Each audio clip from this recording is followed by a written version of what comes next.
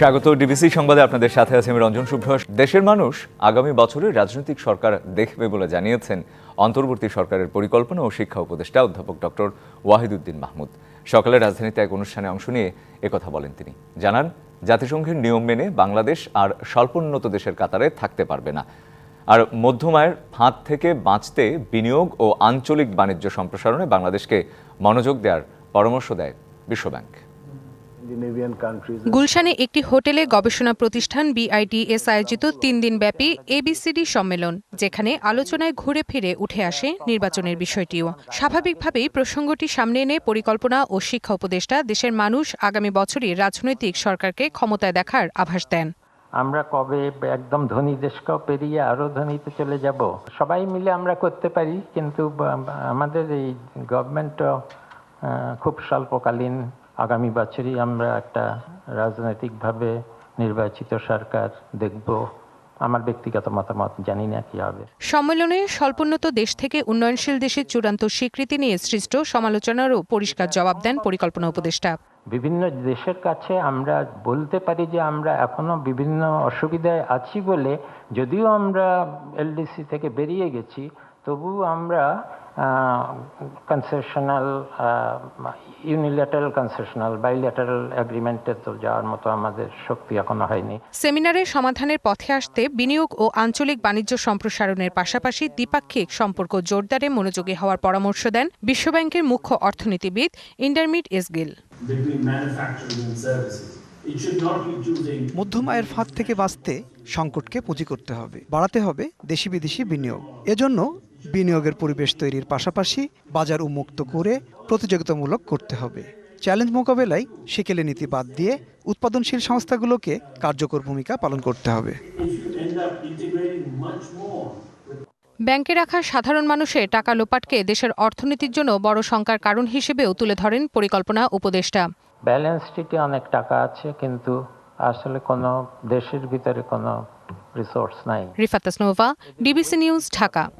আগামীতে সব নির্বাচনে EVM পদ্ধতি বাতিল হচ্ছে। একই সাথে স্থানীয় সরকার নির্বাচনে দলীয় প্রতীক ব্যবহার না করা ও সীমানা নির্ধারণ আইনে পরিবর্তন আনতে চায় নির্বাচন ব্যবস্থার সংস্কার কমিশন। ডিসেম্বরের মধ্যেই প্রস্তাবিত সংস্কারের সুপারিশ সরকারের কাছে পাঠাবে কমিশন।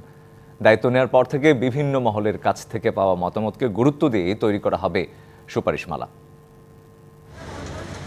2008 সালের ডিসেম্বরে সেনা সমর্থিত তত্ত্বাবধায়ক সরকারের অধীনে অনুষ্ঠিত নির্বাচনের মাধ্যমে আওয়ামী লীগ সরকার ক্ষমতায় আসে। তাদের অধীনে অনুষ্ঠিত হওয়া 3টি জাতীয় নির্বাচন সহ বেশিরভাগ স্থানীয় সরকার নির্বাচনই ছিল বিতর্কিত ও প্রশ্নবিদ্ধ, যে কারণে গণ অভ্যুত্থানে শেখ হাসিনা সরকার পতনের পর দেশের নির্বাচন ব্যবস্থা সংস্কার করতে দিয়ে দীর্ঘমেয়াদী সমাধানের পথ খুঁজছে কমিশন। এর আগে আওয়ামী লীগ সরকারের অধীনে যেসব নির্বাচন কমিশন গঠন হয়েছে তা নিয়ে ছিল নানা প্রশ্ন, যে কারণে সংস্কার কমিশন আইনের ধারায় পরিবর্তন আনা অপরিহার্য হয়ে পড়ে। কমিশন মনে করে আইনের সংশোধনী আনা গেলে পরবর্তীতে কমিশন গঠনে সরকার কোনো প্রভাব রাখতে পারবে না। এসব নিয়ে কথা হচ্ছিল নির্বাচন সংস্কার কমিশনের প্রধান ডক্টর বদিউল আলম মজুমদারের সাথে। বলেন, তার কমিশন নির্বাচনের স্বচ্ছ ভোটার তালিকা প্রস্তুত, না ভোটের বিধান ফিরিয়ে আনা সহ বেশ কয়েকটি বিষয়কে গুরুত্ব দিচ্ছে। তো এই না ভোটের বিধান ফিরিয়ে আনার ব্যাপারে ব্যাপক জনদাবি রয়েছে, তো এটা আমরা গুরুত্বের সাথে বিবেচনা করছি। তো আমার মনে একটা জিনিস আমরা নিশ্চিত করে বলতে পারি যে EVM ব্যবহৃত হবে না আগামী নির্বাচনে। বলেন, নির্বাচন কমিশনকে কিভাবে স্বাধীন করা যায় কিংবা জনগণের কাছে ইসির দায়বদ্ধতা কতটুকু তারও সুপারিশ থাকবে। নির্বাচন কমিশনের জন্য একটা নতুন আইন প্রণয়ন করা, এগুলো করার ব্যাপক দাবি আছে। তো আমরা এগুলো বিবেচনা নিয়ে আমরা পর্যালোচনা করছি। এই প্রক্রিয়ায় এরই মধ্যে 22টি রাজনৈতিক দলের কাছে চিঠি পাঠিয়েছে সংস্কার কমিশন। তাদের নিয়ে নিয়মিত বৈঠকও হচ্ছে। সবার মতামতের ভিত্তিতে 31শে ডিসেম্বরের মধ্যেই চূড়ান্ত প্রস্তাবনা সরকারের কাছে পাঠানো হবে বলেও আশা প্রকাশ করেন ডক্টর বদিউল আলম মজুমদার। চূড়ান্ত সিদ্ধান্ত নেইনি, এই সিদ্ধান্ত নেওয়ার সময় আসবে ডিসেম্বরের শেষ দিকে, যখন আমরা চূড়ান্ত প্রতিবেদন প্রকাশ করব। নূপুর মাহমুদ, ডিবিসি নিউজ, ঢাকা। আরও জানার চেষ্টা করবো এই বিষয়ে এবং আমাদের সাথে বার্তা কক্ষ থেকে যুক্ত হচ্ছেন স্টাফ রিপোর্টার নূপুর মাহমুদ। নূপুর, নিশ্চয়ই শুনতে পাচ্ছেন, আপনার প্রতিবেদনটা আমি দেখলাম এবং সেখান থেকে কিছু প্রশ্ন জেগেছে, যেটি আমার মনে হয় সবাই জানতে চায় যে এই সুপারিশমালা যেটি বলা হচ্ছে তাতে কি থাকবে সেই ব্যাপারে কিছু জানতে পেরেছেন কিনা, এবং সংস্কার কমিশন যেটি বলছে যে একটি সুষ্ঠু, অবাধ, নিরপেক্ষ নির্বাচন তারা করতে চায়, সেই ব্যাপারে আসলে সেটি নিশ্চিত হবে কিভাবে, সেই ব্যাপারেও কিছু জানতে পেরেছেন কিনা নূপুর? যেমনটি বলছিলেন, আপনি জানেন যে সংস্কার কমিশনের এখন পর্যন্ত যে 10টি সংস্কার কমিশনের দায়িত্ব পাওয়া হয়েছে, তার মধ্যে কিন্তু সবচেয়ে গুরুত্বপূর্ণ যে টপিকটি আলোচনায় ছিল সেটি হচ্ছে নির্বাচনী সংস্কার ব্যবস্থা। সংস্কার কমিশনের গুরুত্ব সবার কাছেই বেশি, তা সবাই কিন্তু জানতে চায় যে নির্বাচন সংস্কার কমিশনের কি বলছেন সে বিষয়টি। আর এর মধ্যে আপনি জানেন যে এর নির্বাচন ব্যবস্থা সংস্কার কমিশনের দায়িত্ব পেয়েছেন ডক্টর বদিউল আলম মজুমদার। তিনি দায়িত্ব নেওয়ার পর থেকেই কিন্তু বিভিন্ন অংশীজন থেকে শুরু করে সাংবাদিক, সুশীল সমাজ, এমনকি পিছিয়ে পড়া জনগোষ্ঠীর সাথেও কিন্তু তারা মত বিনিময় করেছেন। আর তারা জানতে চেয়েছেন যে আসলে রাষ্ট্র সংস্কারের জন্য কোন কোন পদক্ষেপগুলো নিলে রাষ্ট্র আরও সংস্কার হবে, সে বিষয়গুলো কিন্তু জানতে চেয়েছেন। ইতিমধ্যে আমরা কিন্তু বদিউল আলম মজুমদারের সাথে কথা বলেছেন, তিনি কিন্তু আমাদেরকে বলেছেন যে এখন পর্যন্ত যে সকল সুপারিশ মালাগুলো ছিল তার মধ্যে কিন্তু বেশ কয়েকটি গুরুত্বপূর্ণ ছিল, যেমন আনুপাতিক হারে ভোটের বিধান। এটি নিয়ে কিন্তু বিভিন্ন মহল থেকেও কিন্তু অনেক কথা উঠেছে, আর তারা কিন্তু জানিয়েছেন যে এটি বাতিলের বিষয় নিয়েও, সংস্কারের বিষয় নিয়েও কিন্তু কথা উঠেছে। সেই সাথে দ্বিপাক্ষিক বিশিষ্ট সংসদ চালু করার বিষয়টি নিয়েও কিন্তু বারবারই কথা উঠেছে। আর প্রধানমন্ত্রীর ক্ষমতা কমানো সহ সাংবিধানিক বড়সড় বেশ কিছু পরিবর্তন এসেছে বলেও কিন্তু বদিউল আলম মজুমদার আমাদের ইতিমধ্যে জানিয়েছেন। সে সাথে আপনাকে আরেকটু বিষয় বলি যে বিগত শেখ হাসিনা সরকারের আমলে যে বাংলাদেশের নির্বাচন ব্যবস্থা যে সংকট তৈরি হয়েছিল তা বন্ধে নির্বাচন কমিশনার নিয়োগ আইন পরিবর্তন কিন্তু চেয়েছে বিভিন্ন মহল, সুশীল সমাজ এবং এমনকি সাংবাদিকরা। যখন নির্বাচন কমিশনে এর মধ্যে বারবার বৈঠক হয়, বৈঠকে কিন্তু বারবারই কিন্তু বলেছেন যে এই বিষয়গুলোকে সংস্কার প্রয়োজন। তার সাথে আমরা দেখেছি যে শিক্ষার্থীরা, বিভিন্ন ইউনিভার্সিটির শিক্ষার্থীদের সাথেও কিন্তু বদিউল আলম মজুমদার তার কমিশনের সবাই একটি করে সভা করেছেন, সেখানেও কিন্তু তারাও কিন্তু এ ধরনের কিছু সংস্কার চেয়েছে। তার মধ্যে আর একটা বিষয় আসছে যে স্থানীয় সরকার নির্বাচনে দলীয় প্রতীক বাদ দেওয়ার যে বিষয়টি, সেটিও কিন্তু আমরা বারবার দেখেছি যে সামনে আসছে যে দলীয় প্রতীক বাদের বিষয়টি। তো আর একটি বিষয় ছিল প্রবাসীদের ভোট দেওয়ার বিধান চালুর বিষয়টি ছিল। এই বিষয়টিও কিন্তু গুরুত্ব আরোপ করছে, গুরুত্ব সহকারেই দেখছে নির্বাচন ব্যবস্থা সংস্কার কমিশন। আপনি জানেন যে বারবারই কিন্তু নির্বাচন সংস্কার কমিশন বলছেন যে তাদের এই সুপারিশমালাগুলো সরকারের কাছে 31 ডিসেম্বরের মধ্যেই তারা সুপারিশমালাগুলো দিবেন। নূপুর, আমি বুঝতে পেরেছি। আপনাকে থামিয়ে যদি একটু জানতে চাই যে আপনি যেটি বললেন যে শিক্ষার্থীদের সাথে বৈঠক করেছে, সেই ক্ষেত্রে রাজনৈতিক দলগুলো একটি বড় স্টেক হোল্ডার এই নির্বাচনে, রাজনৈতিক দলগুলোর সাথে কোনো ধরনের বৈঠক বা আলোচনা হয়েছে কিনা সেটিও একটু জানতে চাই। তা মূলত আপনাকে একটি বিষয় জানিয়ে রাখি যে নির্বাচন ব্যবস্থা সংস্কারের মতামত নিতেই এরা কিন্তু রাজনৈতিক দলগুলোকে 22টি দলের কাছে এখন পর্যন্ত চিঠি পাঠিয়েছে এবং তারা কিন্তু তাদের সাথে মত বিনিময় সভার আয়োজন চালিয়ে যাচ্ছে। এখনও তো সময় শেষ হয় নাই, 31 ডিসেম্বরের মধ্যেই কিন্তু এই প্রস্তাবগুলো সুপারিশ করা হবে বলে আমরা জানি। আর এই জন্য এখনও ধারাবাহিকভাবেই কিন্তু এই তাদের মত বিনিময়গুলো চলছে এবং বিভিন্ন সুশীল সমাজ থেকে শুরু করে বিভিন্ন মহলের সাথেই তারা এই আলোচনা করছে। আরেকটি বিষয় আপনাকে জানিয়ে রাখি, বদিউল আলম মজুমদার কিন্তু কালকে আমাদের যে আপনি প্রতিবেদনটি দেখেছেন সেখানে কিন্তু তিনি বলেছেন যে তারা যে ইভিএম এর বিষয়টি ছিল সেটি কিন্তু বাতিল করার বিষয়ে জোরসোরেই বসেছেন। তারা চাচ্ছেন যে ইভিএম বাতিল করার বিষয়টি নিয়ে খুব দ্রুতই ইভিএম বাতিলের বিষয়টি যেন সামনে আসে। তো তারাও বলছিলেন, বদিউল আলম মজুমদারও বলছিলেন যে ইভিএম বাতিলের বিষয়টি কিন্তু সরকারকে তিনি সুপারিশ করবেন যেন দ্রুত ইভিএম বাতিলের বিষয়টি আসে। তবে একটা বিষয় থেকে যায়, যদি ইভিএম বাতিল হয়ে যায় তাহলে ইভিএম এর ভবিষ্যৎ কি? এটি কিন্তু এখন অনেকের মনে প্রশ্ন জাগছে, ইভিএম এর ভবিষ্যৎ কি? আর ইভিএম এর ভবিষ্যৎ জানার জন্য কিন্তু আমরা কিন্তু বিভিন্ন বিশ্লেষক বা নির্বাচন বিশেষজ্ঞদের সাথে কথা বলেছি, তারাও কিন্তু বলেছেন যে ইভিএমটি আসলে মূলত ভোট কারচুপির একটি বড় দৃষ্টান্ত বলে তারা কিন্তু বারবার বলছেন যে ইভিএম এর মাধ্যমে কিন্তু বিগত যে নির্বাচনগুলো হয়েছে সবগুলোই প্রশ্নবিদ্ধ নির্বাচন হয়েছে। আর এই প্রশ্নবিদ্ধ নির্বাচনগুলো কিন্তু ইভিএমই মূল গুরুত্ব পেয়েছে, যে ইভিএম এর মাধ্যমেই তারা এই নির্বাচনগুলো হয়েছে আর এই নির্বাচনগুলো প্রশ্নবিদ্ধ হয়েছে। তো সেখান থেকে আমরা দেখছি যে ইভিএমগুলো এখনও বিভিন্ন যে স্টোরগুলোতে আছে, ইভিএমগুলো কিন্তু সংরক্ষিত আছে, ইভিএমগুলোর কিন্তু এখন পর্যন্ত কোনো কাজ ছিল না।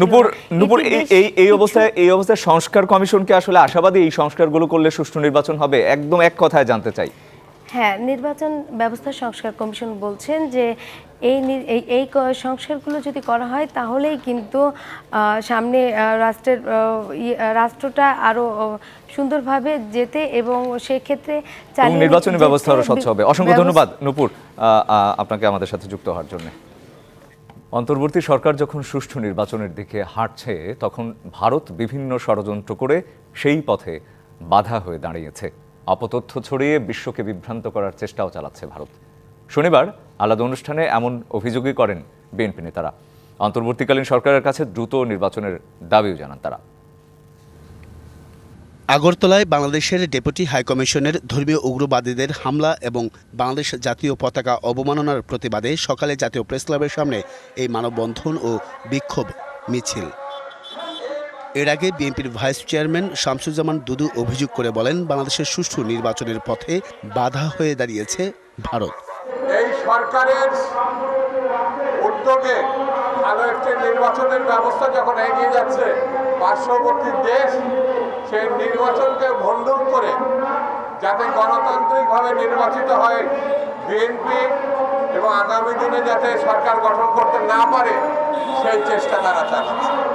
জাতীয় প্রেসক্লাবে অপর এক অনুষ্ঠানে বিএনপির স্থায়ী কমিটির সদস্য ডাক্তার AZM জাহিদ হোসেন অভিযোগ করেন, আওয়ামী লীগ সরকার পালিয়ে যাবার পর বাংলাদেশকে অস্থিতিশীল করতে ষড়যন্ত্র করছে ভারত। তারা আমাদেরকে শোষণ করতে চায় এবং তারা এজন্যই সবকিছুর সাথে জড়িত হচ্ছে, বাংলাদেশের অর্থনীতিকে ধ্বংস করে দেওয়ার জন্য সবচেয়ে বেশিভাবে ষড়যন্ত্র করছে এই পার্শ্ববর্তী দেশ। জাতীয় বার্ন ও প্লাস্টিক সার্জারি ইনস্টিটিউটে বিএনপির পরিবারের উদ্যোগে জুলাই গণঅভ্যুত্থানে আহত ও গুলিবিদ্ধদের সাথে সাক্ষাৎ করতে আসেন দলটির সিনিয়র যুগ্ম মহাসচিব। সেখানে তিনি অভিযোগ করেন, নিজেদের স্বার্থে পলাতক স্বৈরাচারের জন্য মায়াকান্না করছে ভারত। পলাতক প্রধানমন্ত্রীকে আশ্রয় দিয়েছেন এবং সেইখান থেকে নানা ধরনের উস্কানিমূলক কথা, অপপ্রচার, অপতথ্য বিতরণ করছেন। এর আগে জাতীয় প্রেসক্লাবে আরেক আলোচনায় দ্রুত সময়ের মধ্যে নির্বাচিত সরকারের কাছে ক্ষমতা হস্তান্তরের দাবি করেন দলটির স্থায়ী কমিটির সদস্য ডক্টর খন্দকার মোশাররফ হোসেন। সর্বপ্রথম এবং অগ্রাধিকার প্রস্তাব হওয়া উচিত নির্বাচন কমিশন থেকে শুরু করে নির্বাচন পর্যন্ত নির্বাচনের ব্যাপারে সংস্কার ঘোষণা করে একটা রোড ম্যাপ দেওয়া, যে ওই দিনই নির্বাচন হবে। একই সময়ে বিএনপির উদ্যোগে রাজধানীর নাখালপাড়ায় ফ্রি মেডিকেল ক্যাম্প কর্মসূচি উদ্বোধন করেন ঢাকা মহানগর উত্তর বিএনপির সাবেক আহ্বায়ক সাইফুল আলম নীরব। Ariful Islam, DBC news, Dhaka. আমদানি রপ্তানি বন্ধ হলে ভারতও ক্ষতিগ্রস্ত হবে বলে মন্তব্য করেছেন শ্রম ও কর্মসংস্থান উপদেষ্টা অবসরপ্রাপ্ত brigadier general doctor M Sakhawat Hossain. দুপুরে সাতক্ষীরার ভোমরা স্থলবন্দরের উন্নয়ন কার্যক্রম পরিদর্শন শেষে তিনি এই মন্তব্য করেন। আরও বলেন, আমদানি রপ্তানি ঘিরে দুই দেশের বহু মানুষ জড়িত, এটি ব্যবসায়িক ব্যাপার, পলিটিক্যাল বিষয় নয়। তারা এগুলোকে রাজনৈতিকভাবে ব্যবহার করছে। এত বড় বাজার বন্ধ হলে দু দেশেই ক্ষতির মুখে পড়বে। সব দলের ঐকমত্যের ভিত্তিতেই সমস্যার সমাধান আসবে বলেও আশা প্রকাশ করেন তিনি। ক্ষতিগ্রস্ত কি আমরাই একাই হব না ভারতও হবে? ওনারা বন্ধ করলে ওনাদের ইকোনমি ক্ষতিগ্রস্ত হবে। এইটার সাথে হাজার হাজার লক্ষ লক্ষ লোক জড়িত, ওই পারেও লক্ষ লক্ষ লোক এই পারেও জড়িত। পলিটিক্যাল বিষয়, ওগুলো পলিটিক্স ওনারা করছেন, কিন্তু আমি মনে করি না ব্যবসায়ীরা কখনো এটা সাপোর্ট করবে। খুনিদের যারা পুনর্বাসন করতে চায় তাদের বিরুদ্ধে আবারও রাজপথে নামতেও জীবন দিতে ছাত্র জনতা প্রস্তুত। যে কোনো উপায়ে খুনিদের ফিরিয়ে এনে সর্বোচ্চ শাস্তিও নিশ্চিত করা হবে বলে জানিয়েছেন জুলাই স্মৃতি ফাউন্ডেশনের সাধারণ সম্পাদক সার্জিস আলম। সকালে চট্টগ্রামে 105 শহীদ পরিবারের কাছে চেক বিতরণ অনুষ্ঠানে যোগ দিয়ে এসব কথাই বলেন তিনি। আমি যে থাকি একটু আমার সন্তানটারে ভালোভাবে একটু মানুষ করতে পারি, ওর বাপের স্বপ্ন একটা শিক্ষিত ছেলে বানাবে। স্বামীহারা নাসিম আক্তারের বুক ফাটা কান্না আর আত্মচিৎকারে ভারী পরিবেশ। 19 জুলাই নারায়ণগঞ্জের সাইনবোর্ড এলাকায় পুলিশের গুলিতে শহীদ হন স্বামী আবুল হোসেন। 5ম শ্রেণী পড়ুয়া ছেলে রাহিমকে নিয়ে অনিশ্চিত ভবিষ্যৎ। জুলাই শহীদ স্মৃতি ফাউন্ডেশনের সাধারণ সম্পাদক সার্জিস আলম যখন চট্টগ্রামের পিটিআই অডিটোরিয়ামে ঢুকেন তখন কান্নায় ভেঙে পড়েন শহীদ পরিবারগুলো। অতর্কিতভাবে আওয়ামী সন্ত্রাসীরা তাকে 6টা গুলি করা হয়, সেখানে সে লুট করে, সেখান থেকে তাকে তার বন্ধুরা নিয়ে একটা কলোনিতে নিয়ে যায়। ওইখান থেকে আর বাইরে হয়ে চিকিৎসার জন্য আর নেওয়ার কোনো সম্ভব হয় নাই। এই ক্ষত আমরা সম্পূর্ণভাবেও পূরণ না করাতে পারলেও আমরা এই যে তাদের কষ্ট দুঃখ, এই দুঃখের অংশীদার হতে পারবো এবং আমাদের পুরো বাংলাদেশের মানুষের এটি উচিত। যে কোনো উপায়ে খুনিদের ফিরিয়ে এনে সর্বোচ্চ শাস্তি নিশ্চিত করা হবে বলে জানান সার্জিস আলম। শহীদদের নিয়ে কোনো রাজনৈতিক দল ব্যবসা করলে তাদের বিরুদ্ধে কঠোর বার্তাও দেন তিনি। আমরা এখনো সেই খুনিদের বিচার নিশ্চিত করার জন্য এবং সকল প্রকার পুনর্বাসনের বিরুদ্ধে আমরা জীবন দেওয়ার জন্য এখনো প্রস্তুত আছি।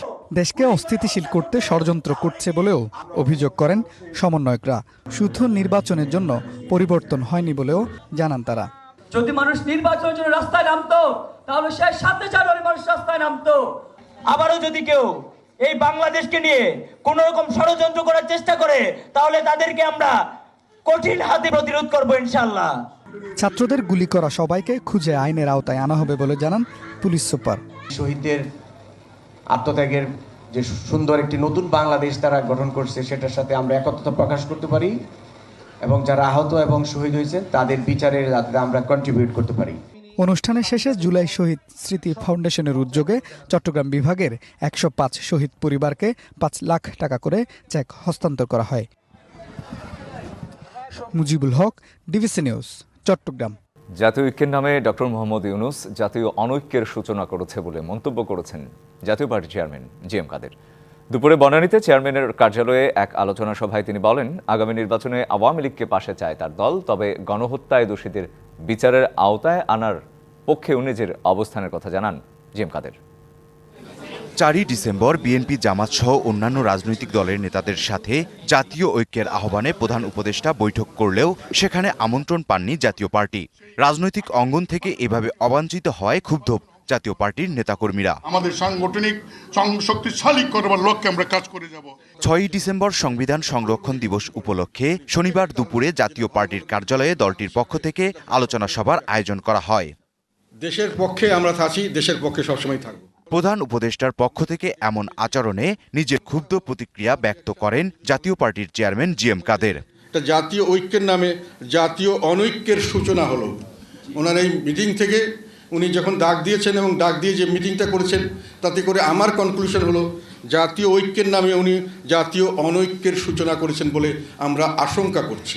কিন্তু আমরা দেখেছি বাংলাদেশে নির্বাচন কমিশন কর্তৃক নিবন্ধিত মোট রাজনৈতিক দলের সংখ্যা 48টি, এখন তার মধ্যে উনি দেখেছেন 18টি দলকে। আগামী নির্বাচনে আওয়ামী লীগকে পাশে চাইলেও গণহত্যায় দোষীদের বিচারের আওতায় আনার কথাও জানান তিনি। আওয়ামী লীগকে আপনি ব্যান্ড করতে পারেননি, এখন করেনও নেই, করা উচিত হবে না। আওয়ামী লীগের যারা দোষ করেছে আপনি তাকে ন্যায় বিচারের মাধ্যমে ইনভেস্টিগেশন করবেন, তাকে দোষী সাব্যস্ত করবেন, তাকে জেল দেবেন। সব দলকে আসতে হবে, যারা রেজিস্ট্রেশন দিয়েছেন তো আপনি কেন তাকে আসতে দেবেন না? জাতীয় পার্টি বিভিন্নভাবে নির্যাতিত হচ্ছে, সভা সমাবেশ করতে দেয়া হচ্ছে না, এমন অভিযোগ আনেন জিএম কাদের। যে দেশি বাইরে থেকে যদি আমাদের কেউ ক্ষতি করার চেষ্টা করে আমরা তাকে প্রতিহত করার চেষ্টা করব। ইকবাল অনিক, ডিবিসি নিউজ, ঢাকা। এ বিষয়ে বিস্তারিত জানার চেষ্টা করব। আমাদের সাথে বার্তা কক্ষ থেকে যুক্ত হচ্ছেন সহকর্মী স্টাফ রিপোর্টার ইকবাল অনিক। ইকবাল, আপনার প্রতিবেদনটি দেখলাম যেখানে আসলে জাপা চেয়ারম্যান স্পষ্টতই বলেছেন ডক্টর ইউনূস জাতীয় অনৈক্যের সূচনা করেছে। এটি কি আসলে শুধুই আসলে একটি রাজনৈতিক বক্তব্য হিসেবে ধরবো, ক্ষুব্ধ প্রতিক্রিয়া হিসেবে ধরবো, নাকি আসলে তার কথায় সত্যি আসলে শঙ্কিত হওয়ার মতো কিছু আছে? তিনি আসলে নিরেট কোনো কিছু বলেছেন কিনা বা প্রমাণ কিছু দিয়েছেন কিনা? রঞ্জন যেমনটি বলছিলেন যে জাতীয় পার্টির চেয়ারম্যান যেটি বলেছেন যে জাতীয় ঐক্যর নামে যে বর্তমান সরকার অনৈক্যের একটা অনৈক্য তৈরি করছে, কিন্তু তিনি কিন্তু তার কোনো দালিলিক প্রমাণ দেখাতে পারেননি। আরেকটি বিষয় আমরা যদি লক্ষ্য করি, বিগত 15 বছরে কিন্তু এই জাতীয় পার্টি কিন্তু যে ফেসিবাদ সরকার বলা হয় যে আওয়ামী লীগ সরকারকে, তাদেরকে কিন্তু প্রতিটি নির্বাচনে কিন্তু যে তারা কিন্তু সত্যতা দিয়েছেন এবং তাদেরকে হাজির করেছেন এবং তাদের যে ভোট চুরি বা বিভিন্নভাবে অবৈধভাবে ভোট নির্বাচিত হওয়া, সেগুলোর কিন্তু এই জাতীয় পার্টি কিন্তু তাদের সঙ্গে সব সময় ছিলেন এবং তাদের সুবিধা নিয়েছেন। এবং 5ই আগস্টের পর কিন্তু ছাত্র জনতা কিন্তু এই দলটিকে আওয়ামী লীগের দোসর বা তাদের সঙ্গে ওতপ্রোতভাবে জড়িত ছিল এবং যতগুলো নির্বাচন হয়েছে সেসবগুলোর বৈধতা দিয়েছে। এজন্য কিন্তু তাদেরকে তাদের সভা সমাবেশ রাজনৈতিকভাবে কিন্তু ছাত্র জনতা তারা প্রতিহত করছে। কিছুদিন আগে কিন্তু আমরা লক্ষ্য করেছিলাম যে তাদের যে পার্টি অফিস রয়েছে কাকরাইলে, সেটিও কিন্তু ছাত্র জনতা বন্ধ করে দিয়েছে, যে যেসব এই দোসরদের পক্ষে ছিলেন। কিন্তু আজকে কিন্তু জাতীয় পার্টির যে ঊর্ধ্বতন নেতারা রয়েছেন তারা কিন্তু একটি বিষয় তারা ওখানে বলেছেন যে জুলাই আগস্টের যে আন্দোলন ছিল সেই আন্দোলনে কিন্তু তারাও কিন্তু সমর্থন দিয়ে মাঠে ছিল, এই বিষয়টি কিন্তু তারা দাবি করেছেন। এদিকে কিন্তু দেখা গিয়েছে এই জাতীয় পার্টি কিন্তু 2009 সালে নির্বাচিত আওয়ামী লীগের সঙ্গে নির্বাচিত হয়ে কিন্তু তাদের দল থেকে কিন্তু মন্ত্রী পর্যন্ত নির্বাচিত হয়েছিল। এবং সেক্ষেত্রে যদি বলা যায় যে এই যে ফেসিবাদের যে দোসর হিসেবে তাদেরকে সাধারণ মানুষ কিন্তু দেখছেন এবং প্রতিটি নির্বাচনে কিন্তু তারা সঙ্গে ছিলেন। আরেকটি বিষয় যে আজকে কিন্তু জিএম কাদের অভিযোগ করে বলেছেন তাদের যে নেতাকর্মীরা রয়েছেন তাদের নামে মামলা হচ্ছে, তাদেরকে গ্রেপ্তার করা হচ্ছে এবং কিছু মানুষকে তদন্ত ছাড়াই অনেক মানুষকে মামলার আসামি করা হচ্ছে এবং হয়রানি করা হচ্ছে, এসব অভিযোগ করেছেন। এবং তিনি কিন্তু পরিশেষে একটা কথা বলেছেন যে তারা নির্বাচনে যাবেন, যেসব নিবন্ধিত দল রয়েছে সেসব নিবন্ধিত দল তারা সবাই নির্বাচনে অংশগ্রহণ করতে পারবেন এবং যে ফেসিবাদ সরকার আওয়ামী লীগকেও তারা কিন্তু নির্বাচনে সাথে নিয়ে নির্বাচন করার ঘোষণা দিয়ে কথাও বলেছেন। আজকে আরেকটি বিষয় বলেছেন যে আওয়ামী লীগ সরকারের যারা প্রকৃত অর্থে দোষী তাদেরকে আইনের আওতায় নিয়ে আসতে হবে। যেহেতু একটি নিবন্ধিত দল, সেক্ষেত্রে তারা কিন্তু বলছেন যে তাদের এই নির্বাচনে আসার অধিকার রয়েছে, এই বিষয়টিও কিন্তু বলেছেন। এবং গত 4 আগস্ট কিন্তু সরকারের পক্ষ থেকে জাতীয় ঐক্যের ডাক দেওয়া হয়েছিল, সকল রাজনৈতিক দলকে কিন্তু সঙ্গে বৈঠক করেছেন সরকার পক্ষ থেকে, সেখানে কিন্তু এই জাতীয় পার্টিকে কিন্তু আমন্ত্রণ জানানো হয়নি। সেক্ষেত্রে জিএম কাদের সহ যে জাতীয় পার্টির নেতারা রয়েছেন তারা কিন্তু ক্ষুব্ধ হয়েছেন যে আমি বুঝতে পেরেছি আপনার কথা। আরেকটু যদি জানতে চাই যে আওয়ামী লীগের কথা যেটি বললো জাতীয় পার্টি, যে যারা গণহত্যার সাথে জড়িত তাদেরকে বাদ দিয়ে তাদেরকে বিচারের আওতায় এনে নির্বাচনে আনার সেই শুদ্ধি অভিযানটা কে চালাবে, কে আসলে ঠিক করবে যে কারা আসলে নির্বাচনে আসবে না, সেই ব্যাপারে আসলে জাপা চেয়ারম্যান কোনো কথা বলেছেন কিনা? তিনি সে অর্থে বলেছেন যে যেহেতু এখন নিবন্ধিত দল আওয়ামী লীগকে যেহেতু নিষিদ্ধ এখন পর্যন্ত করা হয়নি, সেক্ষেত্রে কিন্তু তাদের নির্বাচনে অংশগ্রহণ করার অধিকার রয়েছে বলেও কিন্তু জাপা চেয়ারম্যান দাবি করেছেন। এবং সরকার পক্ষ থেকে যেটি বলছিলেন যে আপনি যে যাদের দায়ীদের শাস্তির ব্যাপারে সরকার পক্ষ থেকে তদন্ত করে যারা এই জুলাই আগস্টের হত্যাকাণ্ডের সঙ্গে সরাসরি এবং প্রত্যক্ষভাবে জড়িত ছিল তাদেরকে কিন্তু আইনের আওতায় নিয়ে আসার দাবিটি জানিয়েছেন। তিনি দাবি জানিয়েছেন একটি দলের তো সবাই যে এই হত্যাকাণ্ড বা প্রত্যক্ষভাবে জড়িত ছিল তা কিন্তু নয়, দলে কিন্তু অনেক ভালো লোকও আছেন, এই জিনিসটিও কিন্তু জিএম কাদের বলেছেন। রঞ্জন, ইকবাল অনেক আপনাকে ধন্যবাদ আমাদের সাথে যুক্ত হওয়ার জন্য।